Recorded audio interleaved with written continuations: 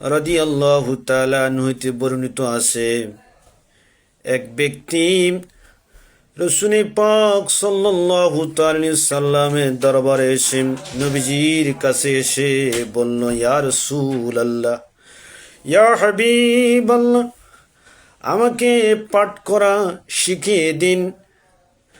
নবীজি তাকে বললেন, তুমি আলিফ লাম রা যুক্ত 3টি সূরা পাঠ করো। ওই লোকটি বলেছিল, ইয়া রাসূলুল্লাহ, ইয়া হাবিবাল্লাহ, আমার স্মৃতিশক্তি দুর্বল হয়ে গেছে, আমি বৃদ্ধ হয়ে গেছি, আমার জিহ্বা মোটা হয়ে গেছে। ইয়া রাসূলুল্লাহ, এগুলি পাঠ করা আমার পক্ষে অত্যন্ত কঠিন হয়ে যাচ্ছে, সম্ভব হচ্ছে না।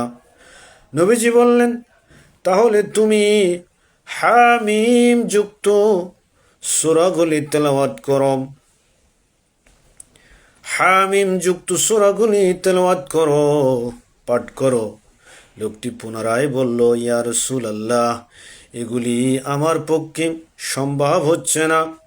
নবীজি তাকে পুনরায় আবার বললেন, তাহলে তুমি ইউসাব্বিহু যুক্ত 3টি সূরা পাঠ করো।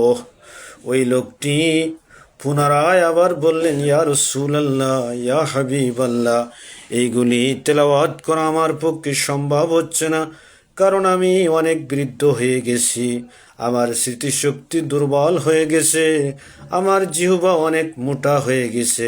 আপনি আমাকে সহজ কিছু পাঠ করার শিখাইয়ে দিন। তখন নবী পাক সাল্লাল্লাহু তাআলা আলাইহি ওয়াসাল্লাম সূরাতুল জিলজালাহ পাঠ করে শিখাই দিলেন, পাঠ করলেন, নবীজি শিখাই দিলেন।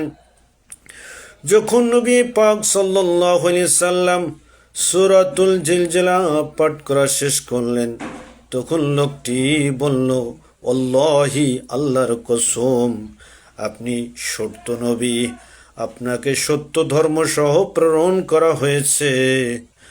লোকটি যখন এরকম কথা বলে যখন পিছন ফিরে চলে যাচ্ছে, দয়ার নবী, মায়ার নবী বললেন যে এই লোকটি সফলতা অর্জন করেছে এবং মুক্তি পেয়েছে। এ কথাটা নবীজি 2বার বললেন, এই লোকটি সফলতা অর্জন করেছে এবং মুক্তি পেয়েছে। লোকটি যখন কিছু দূর চলে গেল, দয়ার নবী, মায়ার নবী একজনকে ডেকে বললেন, লোকটিকে আবার ডেকে নিয়ে আসো। লোকটি চলে আসলেন।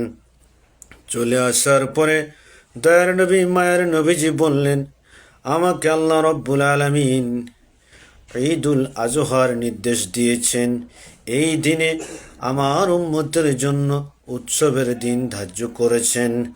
লোকটি বললেন, ইয়া রাসূলুল্লাহ, আমার কাছে, আমার নিকটে কুরবানির পশু যদি না থাকে এবং কোনো ব্যক্তি যদি আমাকে একটা দুধ পান করানোর জন্য একটি উষ্ট্রির উপর ঢক্কন দেয়, হাদিয়া দেয়, ইয়া রাসূলুল্লাহ, আমি কি সেই উষ্ট্রিটি জবাহ করব? নবীজি বললেন, না না না না, তোমাকে জবাহ করা লাগবে না। এই দিনে তুমি চুল ছেটে নিবে, হাতের নখ কাটবে, গোঁফ খাটো করবে এবং নাভির নিচের পশম পরিষ্কার করবে, তাহলে রব্বুল আলামিন তোমাকে কুরবানির সওয়াব দান করবেন। সুবহানাল্লাহ। আল্লাহুম্মা সাল্লি আলা সাইয়্যিদিনা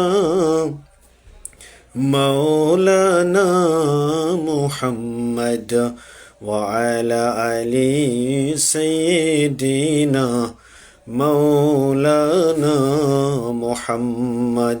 এই জন্য আল্লাহ রব্বুল আলামিন কোরআনে কারীমের ভিতরে বলেন, ইযা জুলজিলাতিল আরদু জিলজালাহা, পৃথিবী যখন আপন কম্পনে প্রকম্পিত হবে, খুব প্রভাবভাবে পৃথিবী যখন আপন কম্পনে প্রকম্পিত হবে, জোরালোভাবে, প্রভাবভাবে, অত্যন্ত কঠিনভাবে। ওয়া আখরাজাতিল আরদু আসকালাহা, আর যখন পৃথিবী সমস্ত ভারী জিনিসগুলো বাহির করে দিবে, বাইরে ফেলে দেবে, মৃত্যু দেহগুলি বাহির করে দিবে, স্বর্ণ রৌপ্যগুলি বাহির করে দিবে, পৃথিবী যখন নড়াচড়া করবে, সেই সময় ওয়াকালাল ইনসানু মা লাহা, আর মানুষরা বলবে এই পৃথিবীর কি হলো, পৃথিবী নড়াচড়া করছে কেন? ইয়াউমাইযিন তুহাদ্দিসু আখবারাহা, সেই দিন পৃথিবী সমস্ত কিছু বৃত্তান্ত প্রকাশ করে দিবে, সমস্ত খবর প্রকাশ করে দিবে। বিআন্না রাব্বাকা আওহা লাহা, কেননা তোমার প্রতিপালক তাকে নির্দেশ দিবেন প্রকাশ করার জন্য, এই জন্যে জমিন সব কিছু প্রকাশ করে দিবে। সেই দিন আবু হুরায়রা রাদিয়াল্লাহু তাআলা আনহু থেকে হাদিসে এসেছে, আবু হুরায়রা রাদিয়াল্লাহু তাআলা আনহু বলেছেন, নবী পাক সাল্লাল্লাহু আলাইহি সাল্লাম বলেছেন যে মানুষের সব কিছু সেই দিন জমিন প্রকাশ করে দিবে, স্বর্ণরৌপ্যগুলো বাহির করে দিবে, মৃত্যু দেহগুলি বাহির করে দিবে। ওই দিন মানুষরা বলবে হায় আফসোস, আমি তো এই স্বর্ণরৌপ্যের জন্য মানুষকে আমি হত্যা করেছি, মানুষকে খুন করেছি, কতল করেছি, আজকে স্বর্ণরৌপ্যগুলো সব কিছু পড়ে রয়েছে। কিন্তু আবার চোরেরা বলবে এই ধন সম্পদের কারণে আমাকে হাত কেটে নেওয়া হয়েছে। যারা ধন সম্পদের কারণে আত্মীয়তার সম্পর্ক ছিন্ন করেছে, তারাও আফসোস করে বলবে এই ধন সম্পদের জন্য আজকে আমি আত্মীয়তার সম্পর্ক ছিন্ন করেছি, অথচ সবগুলো পড়ে আছে, আফসোস করবে। এই জন্য ওই কঠিন মুসিবতের দিন জমিন সব কিছু বলে দিবে। কেহ যদি যারা পরিমাণ, আল্লাহ রাব্বুল আলামিন বলেন ইয়াউমাইযি ইয়াসদুরুন নাসু আশতাতাল লিইউরাউ আমালাহুম, সেই দিন মানুষরা দলে দলে বের হবে এবং তাদেরকে তাদের আমলনামা দেখানো হবে, তাদের কৃতকর্মের ফাইল দেখানো হবে। ফামান ইয়ামাল মিসকালা যাররাতিন খায়রান ইয়ারাহ, কেউ যদি যারা পরিমাণ ভালো কাজ করে, সৎ কাজ করে, তাও সে দেখতে পাবে। ওয়ামান ইয়ামাল মিসকালা যাররাতিন শাররান ইয়ারাহ, আবার কেউ যদি যারা পরিমাণ খারাপ কাজ করে, অসৎ কাজ করে, তাও তাকে দেখানো হবে। এই জন্যে ওই কঠিন মুসিবতের ময়দানে আপনার আমার কি উপায় হবে? এই জন্যে আল্লাহ রাব্বুল আলামিন সূরাতুল হজের ভিতরে সেখানে আল্লাহ রাব্বুল আলামিন বলেন, হে মানব জাতি, তোমরা আল্লাহকে ভয় করো এবং কিয়ামত দিবসে সবকিছু, ওই কিয়ামতের সময় সবকিছু প্রকম্পিত হবে, এই ব্যাপারে তোমরা জিকির ফিকির করো। আল্লাহ রাব্বুল আলামিন সূরাতুল ইনশিকাকের ভিতরে বলেন যে সেখানে আল্লাহ রাব্বুল আলামিন বলেছেন মানুষ সব কিছু দেখতে পায়।